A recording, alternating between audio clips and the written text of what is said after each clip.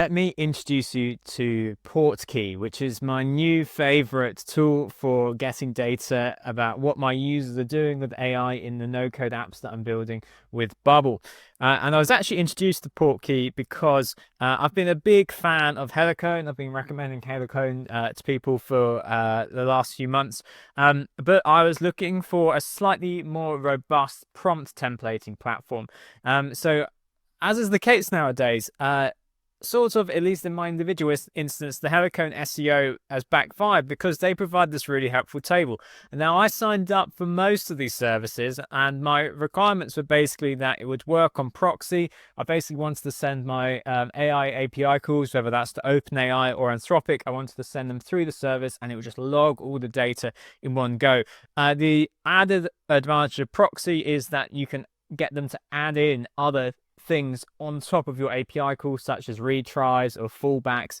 Let me show you around my Portkey account. You've got this beautiful analytics dashboard where you can see cost, and you can go ahead and filter by particular particular data that you're sending through, like models or prompt. So you can see your users, and then we can go through and we can view users, and you can see your user costs within a particular time period. You can track errors. That's just so helpful, especially if you're running AI calls and backend workflows in Bubble. It really helps to be able to see the errors. You can use caching. There's some really helpful feedback. Basically, with the simplest API call, you can basically allow your users to either thumbs up, thumbs down, or give a star rating. And then that score is attached to the model that they use, or you've used with them, is attached to the prompt that was used. So if we dive into the logs, we can see I'm basically running a load of testing. In fact, I'm going to do a video shortly demoing whether I think that Claude Sonnet 4 is better than GPT-4.1, at least in the learning environment that our members are using, where we're retrieving data about our videos and recommending the right videos to help people troubleshoot the Bubble apps that they're building. I'm going to do that demo in another video. But you can see here that we get tons of data from cost. Traces is immensely useful. There's going to be an example here. This allows you to group together a series of calls to an AI. So, for example, here's my conversation ID in Bubble. Just passing that along as the trace ID. And then by supplying that trace ID in my API calls, multiple API calls, it groups them together here, and I can see exactly what's going on. So here's part of our prompt for our learning environment. Analytics data is only scratching the surface because we can move on to configs.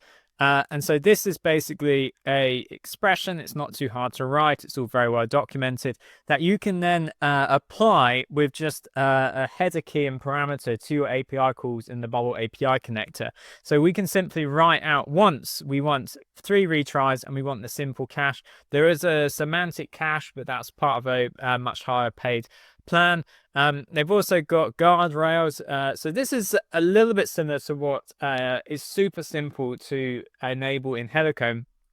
I think it's more complicated here, but it's also more versatile, which is that basically no PPI, like personal information, although it requires an integration, no race bias, it requires an integration. So there's more versatility to the safeguards, the guardrails that you can add to your API calls, but it's slightly more complicated to add in.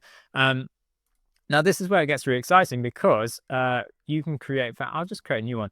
So you can create a API call, you're a helpful assistant, and then you can just write something like name and add in and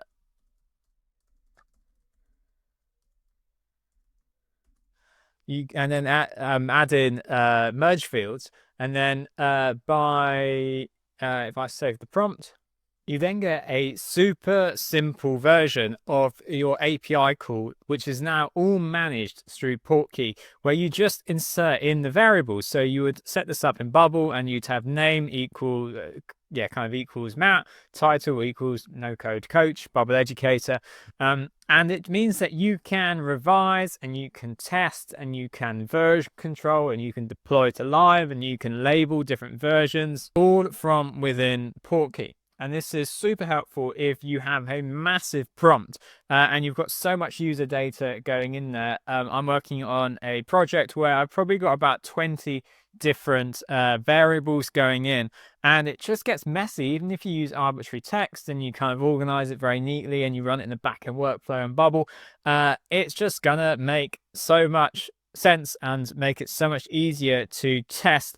Because look, here we go. I'll just give you a quick demo. We can say add to playground, and then I can pull in my test and I can just change the model. And so you add your own API keys to this. So I can go to Anthropic and I can pick 3.5, and then I would be able to add in variables. So it's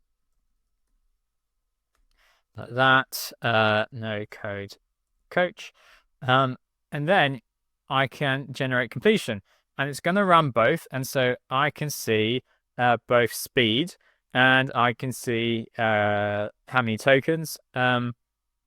Just so helpful for playing with different API calls, really iterating through. I'm going to show you one other thing, which is prompt partials.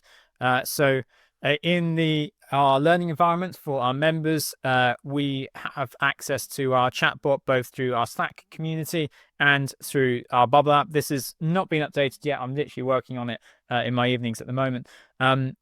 So formatting for Bubble, we want BB code. So I've written it out once, and then this becomes, if I go back, I can basically refer to the prompt partial ID within my prompt template itself, and just means that if I was to want to use this elsewhere in a different prompt, I've written it all out once and I can reuse it. And of course, then if I change it here, that change is then applied across all of my prompts. So I'm really excited. I've loved using Portkey. I've been using Portkey for a few days now. I've already basically added it into a couple of other projects that I'm working on. We're going to be using it internally with Planet No Code. If you've got any questions, as always, you can leave a comment. If you found this video helpful, please like and subscribe. And if you want to really accelerate what you're building with Bubble, then we think the best way to learn and get your questions answered quickly is to join the Planet No Code community. There is a link down in the description.